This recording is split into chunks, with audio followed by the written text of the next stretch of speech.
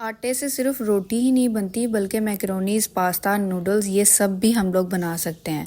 आज के इस एपिसोड में मैं आप लोगों को सिखाऊंगी कि आटे से हम लोग ये पास्ता कैसे बनाएंगे। सबसे पहले आटा ले लेना जिस तरह हम रोटी के लिए लेते हैं, लेकिन उसमें मज़ीद सूखा आटा ऐड करके इस तरह से आप लोगों ने उसको करते जाना और एक सख्त सी इसकी डो रेडी कर लेनी है। ठीक है, उसके बाद जिस तरह से हम बलों वाला पराठा बनाते हैं, रोटी को इस तरह से लंबा सा हम लोग करते हैं, उस तरह करके इसको कटिंग करके इसकी छोटी छोटी बॉल्स रेडी कर लेनी है, बिल्कुल ऐसे जैसे मैंने वीडियो में शो करवाया है। उसके बाद हमने इसको बेल लेना है इस तरह से और कोई भी स्टिक लेके उसकी हेल्प से इस तरह से इसकी शेप दे देनी। लास्ट पे थोड़ा सा पानी लगाएंगे और इसको इस तरह से रोल कर लेंगे और ये इजीली हल्के हाथों से बाहर आ जाएगी।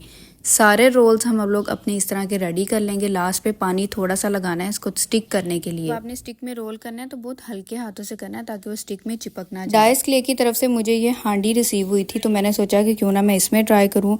मिट्टी अल्कलाइन होती है जो कि खाने की एसिडिटी को न्यूट्रलाइज करती है और खाना हमें डाइजेस्ट करने में हेल्प करती है। बर्तन क्योंकि मिट्टी से बनते हैं इसलिए इसमें कोई भी हार्मफुल केमिकल्स या मेटल वगैरह हमारे खाने में शामिल नहीं होता। मिट्टी के बर्तन खाने की नमी, खुशबू और जायके को बरकरार रखते हैं और हमारे खाने में जितने भी न्यूट्रिएंट्स है ना उनको डैमेज नहीं करते। इसमें सबसे पहले पानी जाएगा, साल्ट जाएगा, ऑयल जाएगा और जितने भी हमने अपने रोल्स रेडी किए थे वो सारे हम इसमें ऐड कर देंगे। अब यहाँ पे जब ये ऊपर फ्लोट करने लग जाएंगे तो हम इन्हें निकाल लेंगे। अब जो लोग ये सोच रहे हैं कि पानी में उबाल तो आया नहीं तो रोल्स सही से बॉयल नहीं हुए, कच्चे हैं, फ्लोट नहीं हो रहे, तो ये ऐसी बात नहीं है। मिट्टी के बर्तनों में पानी इस तरह से उबलता नहीं है क्योंकि खाना धीमी आंच पर पकता है और आपके न्यूट्रिएंट्स बिल्कुल भी ज़ाया नहीं होते।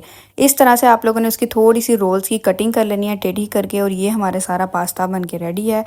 मिट्टी की हांडी में थोड़ा सा 1 to 2 टेबलस्पून ऑयल जाएगा, गार्लिक जाएगा, साल्ट जाएगा, ब्लैक पेपर जाएगा। जिन लोगों को लग रहा है कि वो कच्ची थी हमारी पास्ता, उसको हम लोग इस तरह से गार्लिक, साल्ट और ब्लैक पेपर में हम लोग थोड़ा सा इसको भूनेंगे। साथ उसके अंदर फ्लेवर के लिए चिकन पाउडर भी मैं ऐड कर रही हूँ। इस तरह से हम लोग इसको थोड़ा सा 2 से 4 मिनट तक पका लेंगे।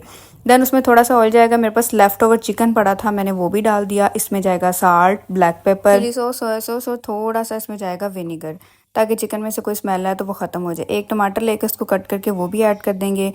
इस तरह से हम अपनी कटिंग करके वेजिटेबल्स उनको ऐड कर देंगे। बिल्कुल मैक्रोनीज वाला जिस तरह से हम मटीरियल रेडी करते हैं इस तरह से हम लोग अपना मटीरियल रेडी कर लेंगे।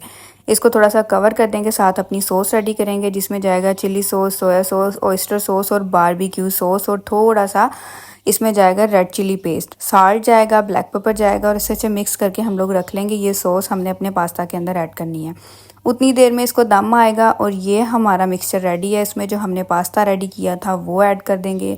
लास्ट पे इसमें हमने जो सॉस रेडी की थी वो ऐड करेंगे और ये मज़ेदार सा आपका पास्ता बन के रेडी है, जिसके अंदर मैंने मैक्रोनीज जो हैं वो मार्केट वाली यूज़ नहीं की।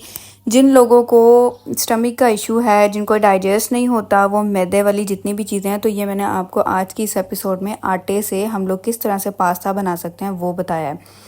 और अगर आप लोग मिट्टी की हांडी परचेज़ करना चाहते हैं तो इंस्टाग्राम पे इनका पेज है, वहाँ पे जाके ऑर्डर करें।